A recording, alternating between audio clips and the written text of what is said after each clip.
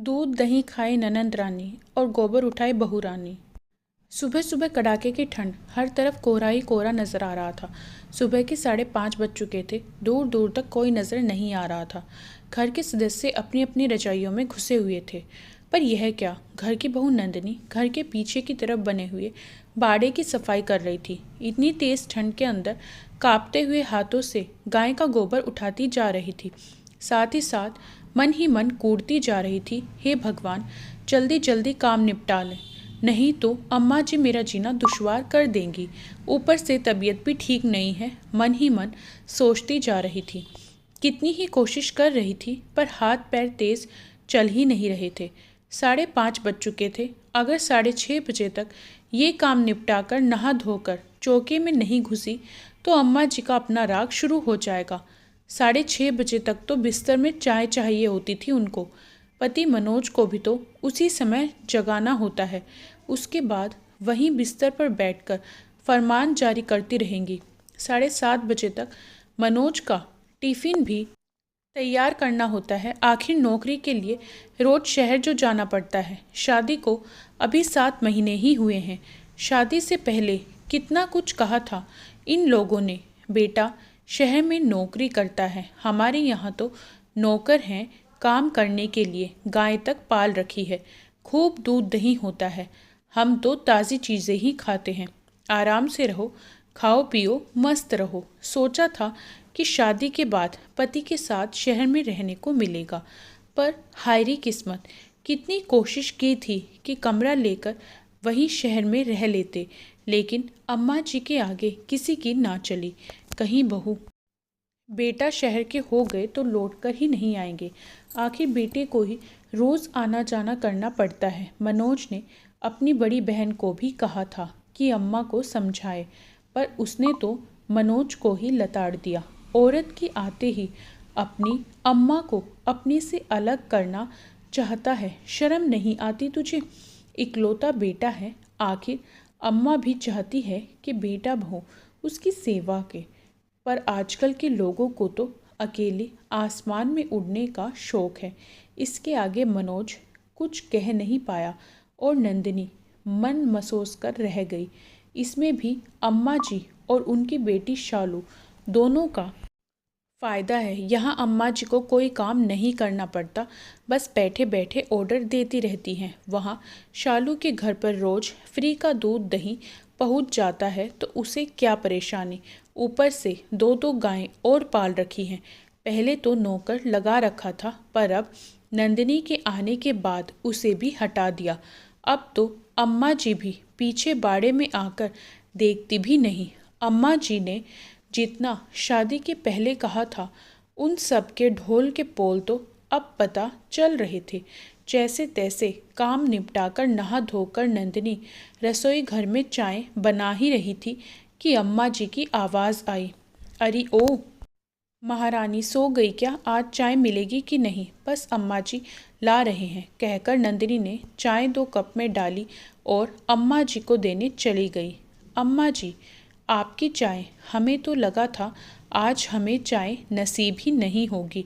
कितनी देर लगा दी, जा जाकर मनोज को भी चाय दे दे और खबरदार उसके पास बात करने बैठी तो समय व्यर्थ हो जाएगा।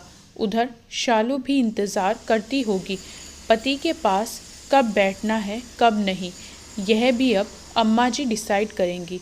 मन ही मन कूदती हुई नंदिनी मनोज को चाय देने चली गई और फटाफट काम करने लगी। इतने में फिर अम्मा जी की आवाज़ आई, बहू बर्तनों को धोकर ही उसमें दूध डालना, शालू ने कहा है कि उसकी सास आने वाली है, बर्तन बिल्कुल साफ सुथरे होने चाहिए। हाँ, हम तो गंदगी में ही रहते हैं। नंदिनी के मन ही मन बड़बड़ाती हुई बोली, अम्मा जी बर्तन तो रात को ही धो दिए थे। रात को बर्तन धोकर रखी थी तो क्या बर्तन फिर से धो ले? काम करते ही जोर आता है।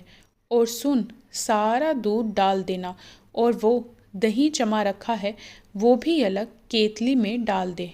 दूसरी गाय बीमार होने के चक्कर में रोज एक ही गाय से दूध मिल रहा है। वहाँ शहर में तो कहाँ ताज़ी चीज़ खाने को मिलती होगी उसे। यह सुनकर नंदिनी के हाथ जहाँ काम कर रहे थे वहीं रुक गए। मन ही मन सोचने लगी, सारा दूध भेजने के लिए कह रही हैं, फिर तो घर में कुछ भी नहीं बचेगा, फिर मेरी तबीयत भी ठीक नहीं रहती। डॉक्टर तक ने मुझे दूध लेने को कहा है।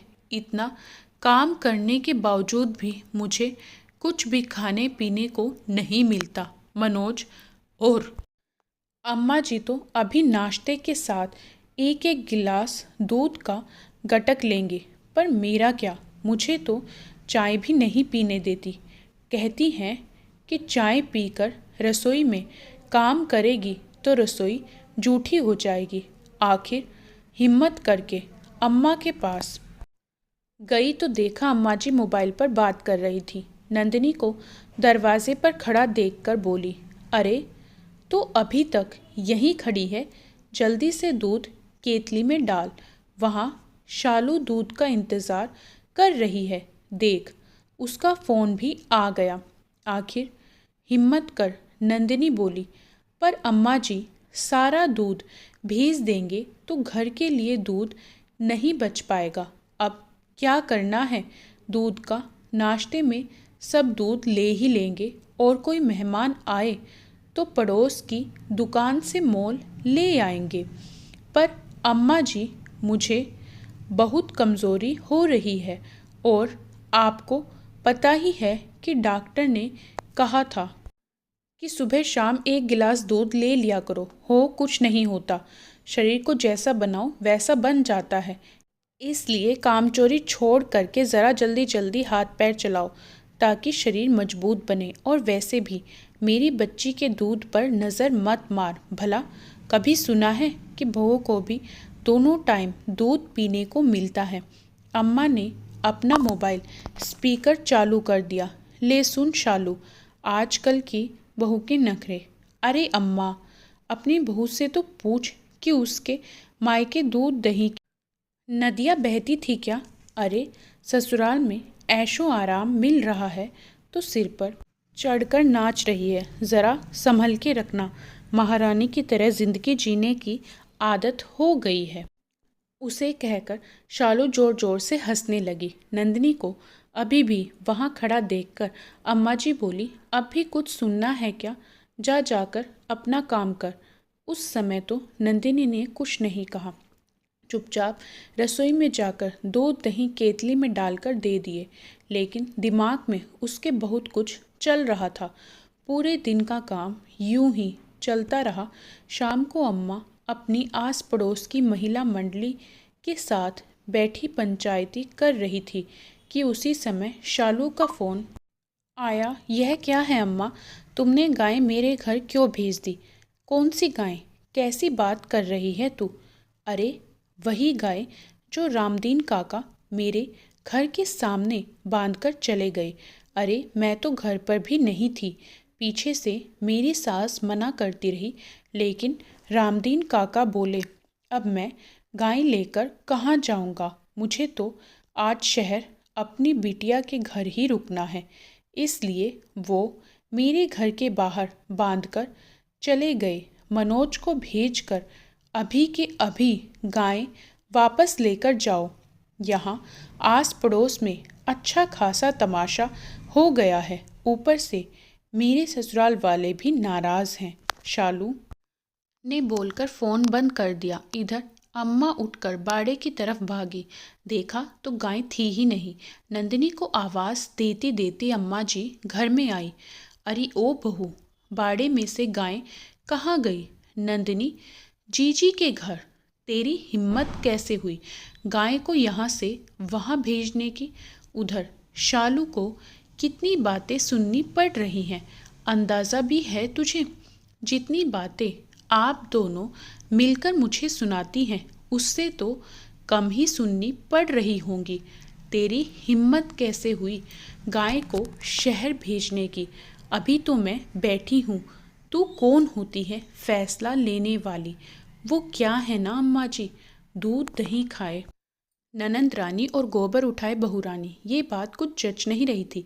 इसलिए जब रामदीन काका आए और बोले, बिटिया शहर जा रहा हूँ टेम्पो लेकर, कोई सामान शालू के यहाँ भिजवाना हो तो बता दे, तो मैंने सोचा गाय को वहीं भेज दूँ, जिससे जीजी को इंतज़ार भी नहीं करना पड़ेगा और मुझे इतनी ठंड में गोबर भी उठाना नहीं पड़ेगा, और वैसे भी अब हमसे ना होगा। यह सब बड़बड़ाती हुई अम्मा मनोज को फ़ोन कर गाय को शहर से लाने का बंदोबस्त करने लगी।